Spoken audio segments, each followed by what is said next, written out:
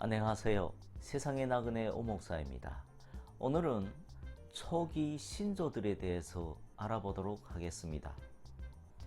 기독교가 신약 시대를 벗어나 새롭게 생성되어 가고 있던 가톨릭주의로, 그리고 신생 가톨릭주의에서 구가톨릭주의로 옮겨가고 있었습니다.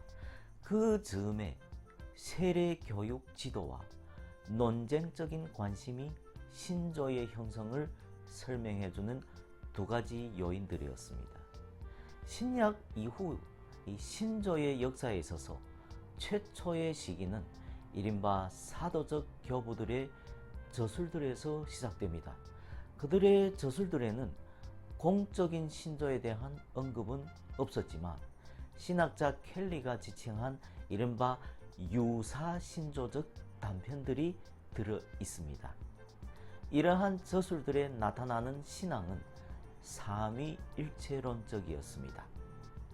이그나시우스는 원시 기독론적인 퀘리그마를 반영하고 있으며 강렬한 반가현설적인 논지를 가지고 있습니다.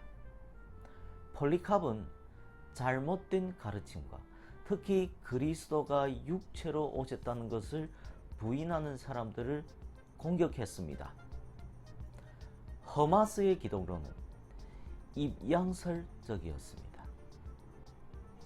사도적 교부들과 달리 순교자 저스틴은 켈리가 지칭했던 바 반공식적인 신조들의 인용들을 언급했습니다.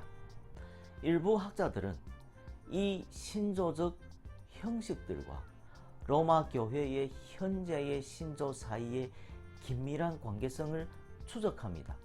다른 사람들은 이 둘 사이에 엄연한 차이점이 존재한다고 주장합니다.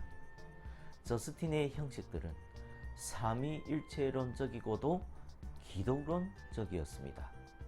켈리는 저스틴이 공적인 로마 신조를 알고 있었다는 사실을 의심했습니다.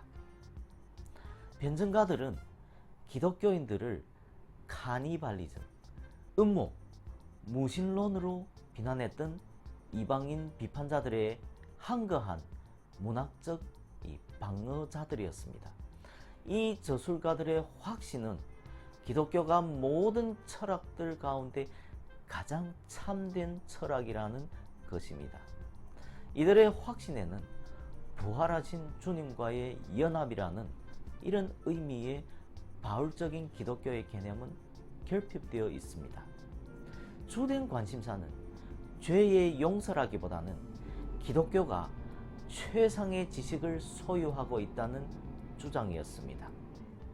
이러한 사상은 신조들의 형성에 유리한 상황을 조성해 줄 수 있었습니다.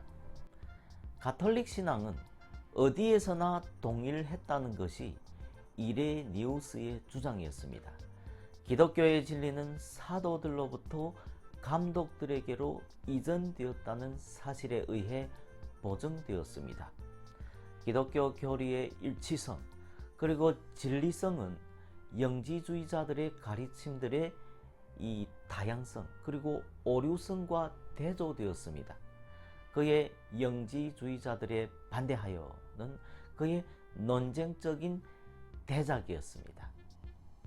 이레니우스는 자주 세례 예식과 관련하여 명백한 삼위일체 사상을 전개했습니다. 켈리가 이야기했듯이 반영지주의적 논조는 절대로 사소한 것이 아니었습니다. 그는 삼위일체 하나님의 하나되심 그리고 성육신의 실제성을 강조했습니다. 이 세기에 고정된 로마 신조가 존재했다는 주장은 확정할 수 없습니다.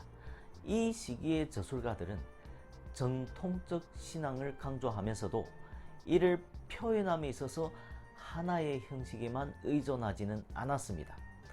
가장 잘 정착된 신조적 형식들은 세례시의 질문들이었습니다. 이것들은 피세례자에 의해 고백되던 삼위일체적 도식이었습니다. 세례 교육 지도자와 논쟁적인 관심은 신조들의 내용을 확정하는 데 있어서 결합되었습니다.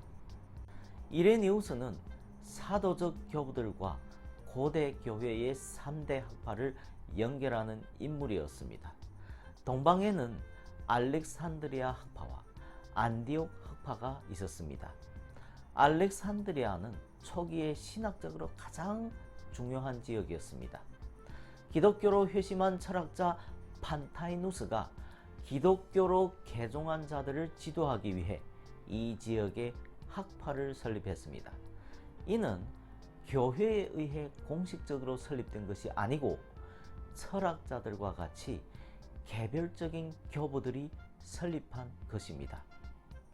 판타이누스는 클레멘트에 의해 개성되었으며 클레멘트는 다시 오리겐에 의해 개성되었습니다. 이들은 철학을 기독교를 해석하는 수단으로 이해했습니다. 그러면서도 철학 그리고 영지주의의 사변적 경향에 대항하여 성경 그리고 전통에 근거하여 기독교 신앙을 방어하려고 했습니다. 이를 위해 철학적 통찰을 이용했으며 기독교를 최상의 진리로 제시했습니다. 이들이 우주의 기원, 창조자, 악의 실제, 구원 등의 문제를 깊이 연구한 것은 기독교의 이것들에 대한 심오하고도 궁극적인 해답이 있음을 밝히기 위해서였습니다. 알렉산드리아의 전통에서 성경은 은유적으로 해석되었으며 구원은 그리스도를 통한 하나님과의 신비적인 연합으로 이해되었습니다. 알렉산드리아의 정신은 나중 아타나시우스 그리고 갑바도기아의 세 교부들에 의해 개성되었습니다. 삼위일체론에 있어서 양태론적 군주신론과 기독론에 있어서 가현설과 같은 비정통 사상이 이 지역에서 많이 등장했습니다.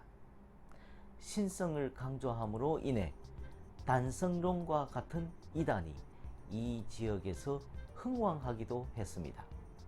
그러나 바질, 니사의 그레고리, 그리고 나지안주스의 그리고리와 같은 갑바도기아의 세 교부들에 의해 동방에서 정통적인 신앙이 정립됩니다. 일반적으로 동방의 구원의 개념은 신화를 특징으로 했습니다. 타락으로 인해 상실한 로고스를 회복함으로써 하나님에 대한 완전한 지식을 획득하는 것이 그것입니다. 대조적으로 서방에서는 은총의 주입과 죄의 용서를 통한 칭의가 구원의 핵심적인 사안이었습니다. 안디옥은 두 번째로 중요한 신학적 센터였습니다. 이 학파는 260년경 루키안에 의해 창시되었습니다. 아리우스는 그의 제자였고 사모사타의 바울도 이 지역 출신입니다. 이 지역은 사도 요한의 전통을 대변했습니다. 이들은 성경이 성경 자신의 해석자라고 생각했습니다. 영지주의자들과의 맹렬한 투쟁 때문에 철학을 별로 신뢰하지 않았고 문법적, 역사적 배경에 기초하여 본문의 문자적 해석을 추구했습니다. 역사적 측면을 중시한 나머지 예수의 지상적, 인간적 삶을 강조했습니다. 따라서 기독론에 있어서 안디옥은 그리스도의 양성의 분리를 강조했으며 따라서 인성을 강조했습니다. 삼위일체론에 있어서 역동적 군수신론과 기독론에 있어서 에비온주의와 같은 이단들이 이 지역에서 많이 등장했습니다. 루키안 주위에 모여있던 실루키아누스 그룹으로부터 아리우스 그리고 아리우스 주의자들이 배출되었습니다.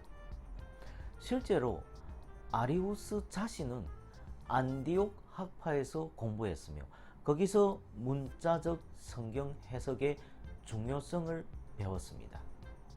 이 지역의 기독론은 디오도루스, 테오도렛, 그리고 네스토리우스에 의해 대변됩니다. 위대한 설교가 크리소스톰도 이 지역 출신입니다. 위와 같은 뛰어난 인물들의 활동으로 이 학파는 4세기에 전성기를 맞았습니다. 그러나 네스토리우스의 신학이 거부됨으로 인해 이 학파의 영향력은 감소되었습니다. 이 지역은 죄와 은총의 교리에 있어서 펠라기우스주의를 선호했습니다. 서방에서는 초기에 로마보다도 북아프리카가 신학적으로 더 중요했습니다. 초기 이 지역은 서방의 지적인 센터였습니다. 서방의 중요한 교부들인 터툴리안, 시프리안, 그리고 어거스틴이 이 지역 출신입니다. 3세기 히폴리투스, 암브로스, 그리고 제롬이 로마 출신입니다. 안디옥 학파와 마찬가지로 서방은 철학을 강조하지 않았으며 기독교의 실천적 측면을 강조했습니다. 이단들을 배척하기 위하여 이러한 경향을 보인 것 같습니다. 사실 당시 영지주의와 같은 이단들은 헬레니즘의 지대한 영향을 받았습니다. 삼위일체론에서 라틴 교부들은 종속론적 경향을 보였습니다. 기독론에 있어서 로고스 기독론을 선호했습니다. 죄와 은총의 교리에 있어서 서방은 나중 어거스틴주의를 표방했습니다. 박해 이후 후기 교부 시대의 이러한 주요 지역들의 지성적인 노력의 결과 기독교 신앙이 체계화되었습니다. 초기 이러한 지역들은 신학적 다양성을 드러냈습니다. 그러나 결국 신학적 합의에 이르게 되었는데 보편적 교회 회의들의 개최와 뒤이은 에큐메니칼 신조들의 확정으로 결말지었습니다. 그 외에도 가이사레아, 밀란, 그리고 예루살렘도 기독교 신학의 형성에 중요한 지역들이었습니다. 381년 콘스탄티노플 회의는 서방의 로마, 그리고 동방의 콘스탄티노플, 알렉산드리아, 안디옥, 그리고 예루살렘을 5대 대교구들로 확정했습니다. 이들의 서열은 451년 칼세돈 회의에서 재천명됩니다. 이들의 서열은 관할권상의 서열은 아니고 명예상 차이뿐이었습니다. 그런데 콘스탄티노플이 새로운 수도였기 때문에 일천한데도 불구하고 제2위에 랭크되었습니다. 이는 로마와 알렉산드리아로부터 많은 반발을 초래했습니다. 어떻든 역사적, 교세적 중요성은 신학적 중요성과 직결되었습니다. 이 지역들에서 많은 교부들이 기독교 신학의 정립을 위해 노력했습니다. 많은 논쟁을 초래하기도 했으나 보편적 교회 회의들을 통해 신학은 일치를 향해 나아가게 됩니다.